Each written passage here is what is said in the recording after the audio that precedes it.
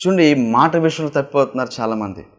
ఒక అధికారి దగ్గరికి వెళ్ళి ఏదైనా అక్కడ మనకి లాభం కలగాలంటే ఒకవేళ ఆ మాట మనం తప్పుగా చెప్పాల్సి వస్తే అక్కడ తప్పుగా మాట్లాడే వ్యక్తులు చాలామంది ఉంటున్నారు.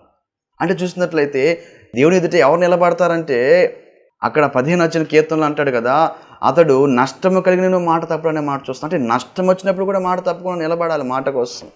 అది దేవుని ఎదుట నిలబడే వ్యక్తి యొక్క లక్షణం. అంటే ఏదో నష్టం వచ్చేసింది, ఏదో అక్కడ లాభం పోతుందని చెప్పి ఆ లాభం కోసం, ఒక ఉద్యోగం కోసమో వివాహం కోసమో ఎవరో ఏదో ఇస్తారని చెప్పి దానికోసం మనం తప్పుడు మాటలు మాట్లాడి తప్పుడు నిర్ణయాలు తీసుకుని అలాగే తప్పుడు రాతలు రాసి కదా ఎంత ఖర్చు పెట్టమని చెప్పి అబద్ధంలో ఆడేవాళ్ళు ఉంటారు. అంటే చూసినట్లయితే మాట మీద నిలబడట్లేదు.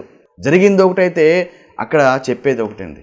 ఆలోచన చేసినట్లయితే మాట మీద నిలబడలేని తత్వము, తద్వారా అపవాదికి అవకాశం కలుగుతుంది. ఈరోజు జాగ్రత్త, ప్రభునితో మాట్లాడుతున్నాడు.